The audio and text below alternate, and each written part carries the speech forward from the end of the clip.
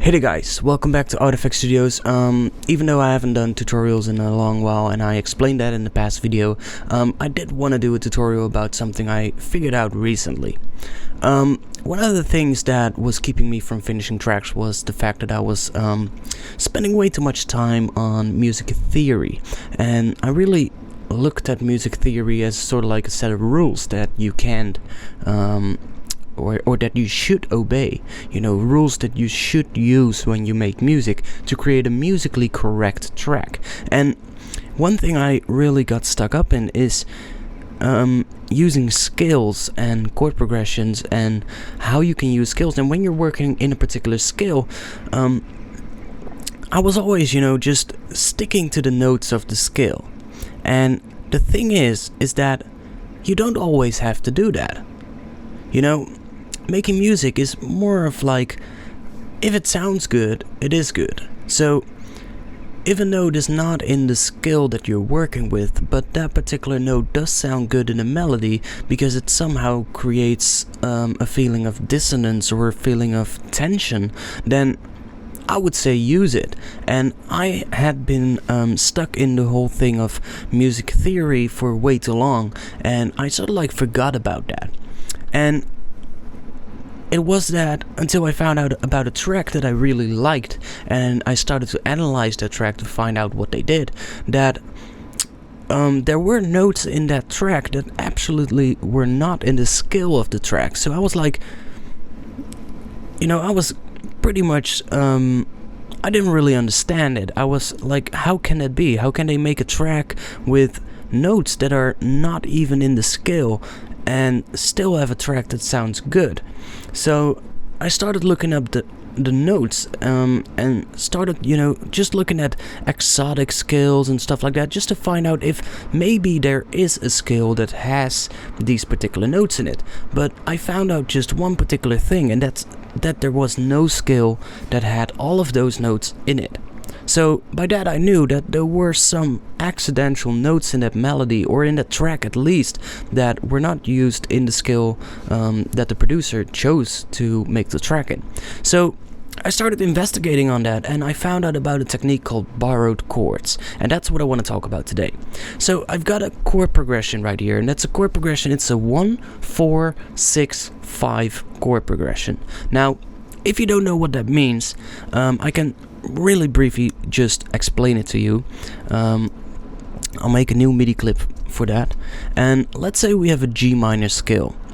So a G minor scale would start on a G, then you get an A sharp, C, D, D sharp, F, and another G.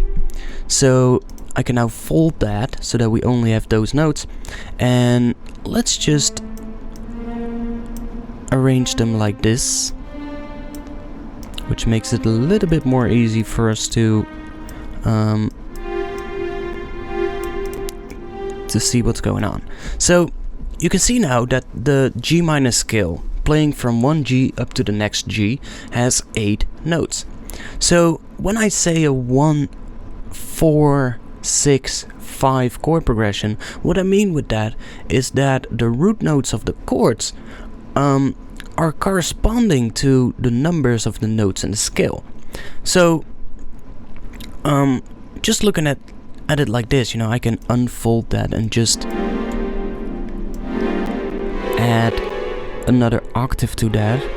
So let's do it like that. So I'm gonna fold it again. So now I have 2 octaves basically. You can see I have G, G, G, so that's 2 octaves.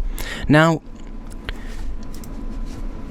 all of those, when you're looking at the Roman numerals of a chord progression, those Roman numerals correspond to the numbers of the notes in a scale.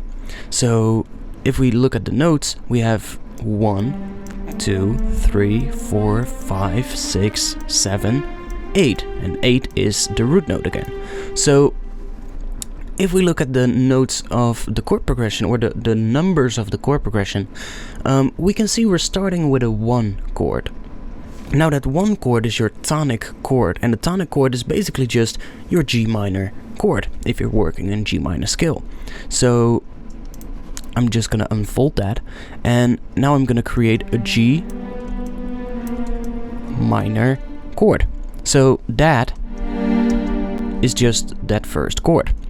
Now the second chord, so the chord with a Roman numeral 2, would be the chord that is created for the second note of the scale. So if the second note of the G minor scale is an A note, then the chord for that scale, the normal triad chord, would become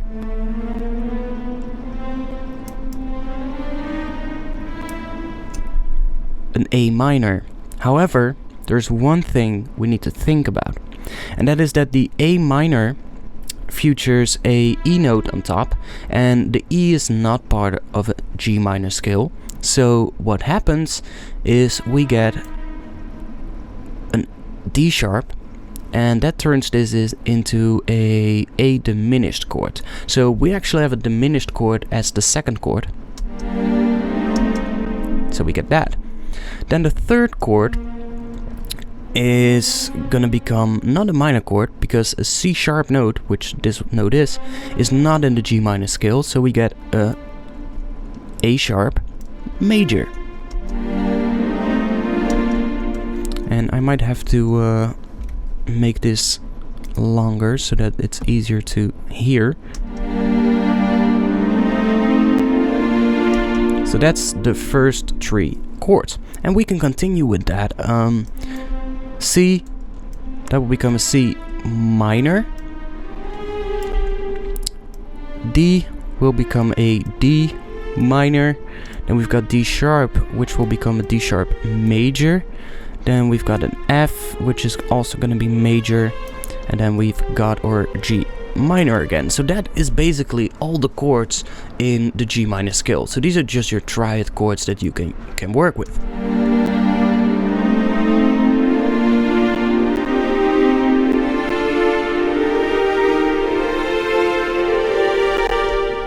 And sorry for the clicks and pops here and there. I'm trying to figure out this new setup with audio recording, so it's not really perfect yet, but it's gonna become better in the upcoming videos. So you can see we now have all these triad chords, and these are all the chords in G minor scale, or all the triad chords, just the normal triad chords that you would normally tend to use. So we can see that we have minor, diminished, major, minor, minor, major, major, and then again a minor for the root note. So these correspond to the numbers, to the Roman numerals of the chords. So we have the 1 chord, the 2, the 3, the 4, the 5, the 6, the 7, and then the 8 is the tonic, the root chord again, the root note. So when I say to you I have a chord progression of 1, 4, 6, 5, I actually mean I have a 1, 4, 6, 5 chord progression. And if I go back into this clip, you can actually see that that's right. 1, and then we've got the 1, 2, 3, 4, so that's C minor chord. Then we go to the 6, which is the D sharp 6 chord, and then again the 5 chord, which is our D. So this is just your simple way of how that works. Now I had to talk about that before we could actually start talking about borrowed chords. Now, borrowed chords is a technique where you take a chord that is not inside your scale. Now, normally when you do that, you would get stuff that sounds out of key, and you would get something that doesn't really sound good.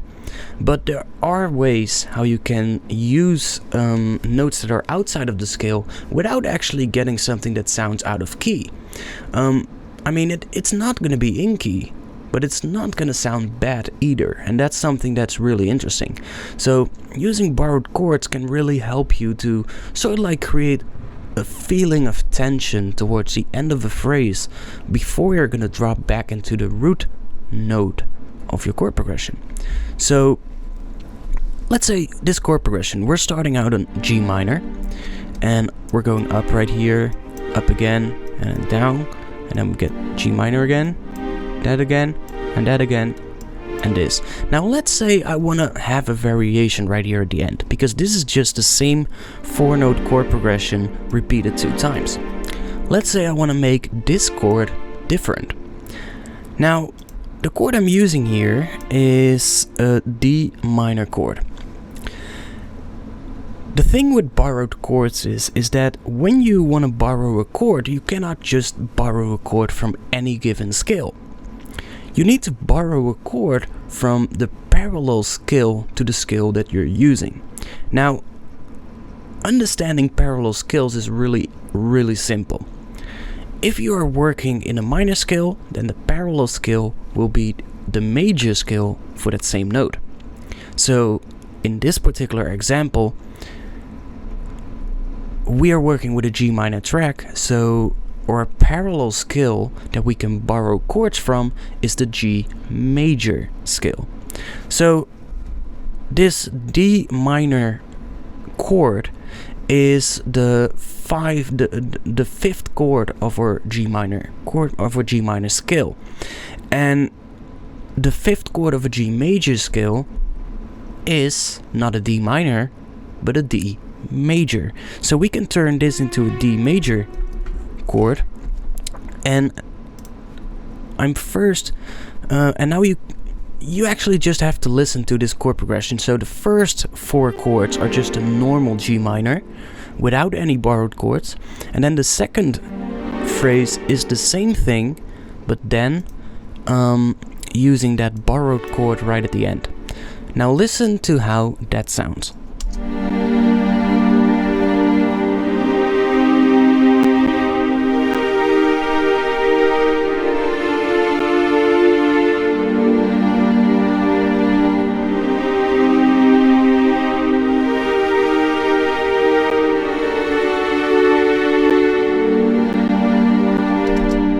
Do you hear how much tension you sort of like get from those 2 notes right after each other? It doesn't sound out of key.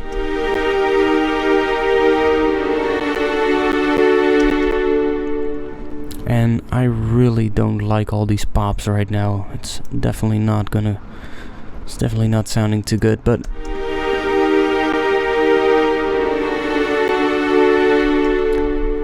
you can hear that it still sounds good. Now, it becomes even more fun when you start working with chord inversions. For instance, I can spice up this chord progression really easily. Let's say I want to make some bass notes. So I'm going to put a G note right here, then I'm going to put a C note, and then I'm going to take a D sharp, which I'm going to put down, and then I'm going to take a D, but I'm gonna take a higher D, and I'll just copy that over so that we have a more interesting so like a bass frequency going on.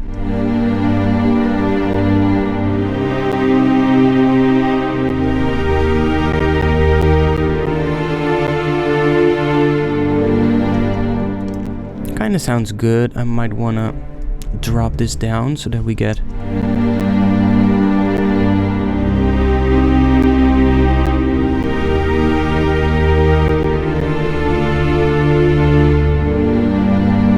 sounds quite interesting. Now, I might want to make these bass notes slightly quieter than the rest. And now comes the most interesting part, and that's when you start inversing chords. So let's say I bring that top note down. So I like to have, when I'm working with chord progressions, you can see right now I'm making really big gaps up and down the scale. And I don't like that. So I like to just do stuff like that, you know, and bring those 2 down, and maybe bring that down to there. Bring that down, and bring that down as well. So now we have something that sounds like this.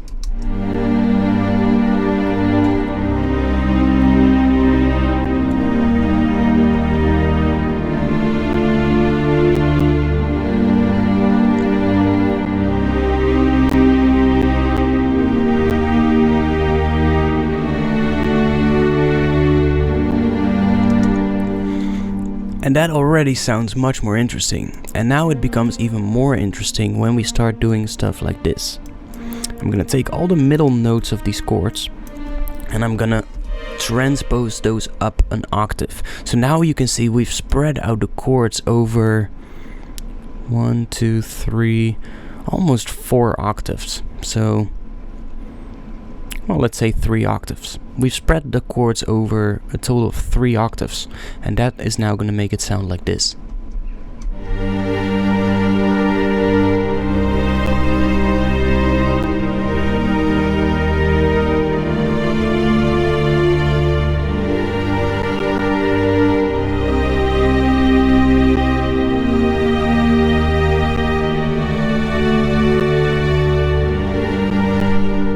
Which sounds really amazing, and you can you know, play around with it, because I might wanna take the bottom note for this one, or you know, maybe the top note.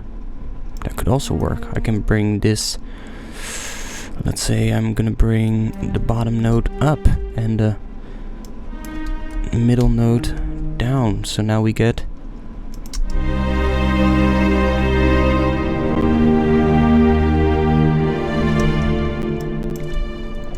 I'm gonna bring this bottom note up, and I'm gonna bring that note down as well.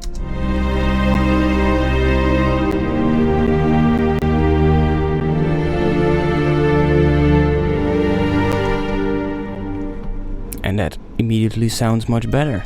I might want to bring this down. Bring that one down, and let's bring that one up. And I might want to do the same thing over here. So now I've created a chord progression that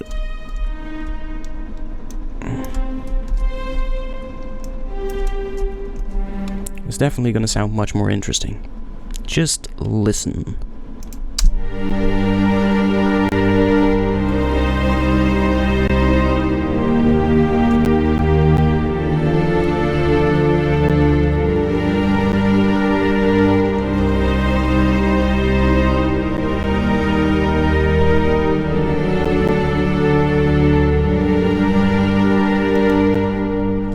So that sounds much better than what we had before. You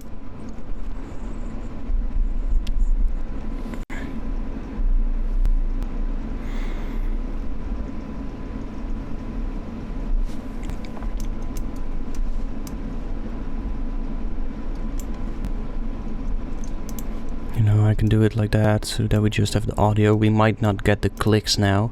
Let's see.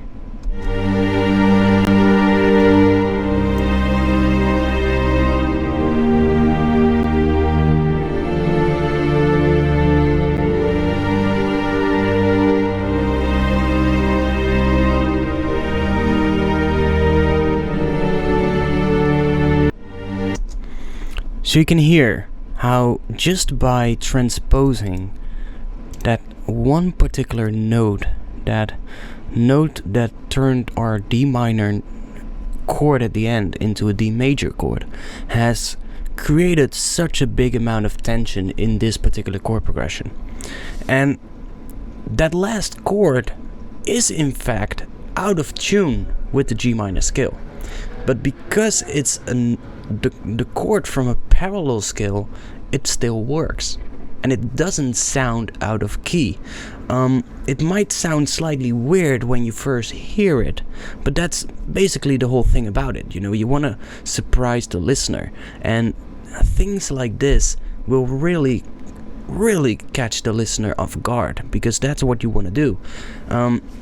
Originality really comes forward from these kind of things, and stuff like this, you can hear it a lot in film music. Those epic cinematic film tracks, you know, the film sound, the film scores, they use stuff like this a lot.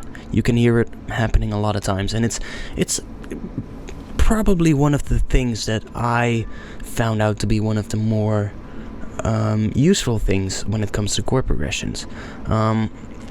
it's a little bit difficult to work with because you gotta realize that, you know, this chord is now a major chord and not a minor chord, so some notes of the G minor scale might actually not sound that good.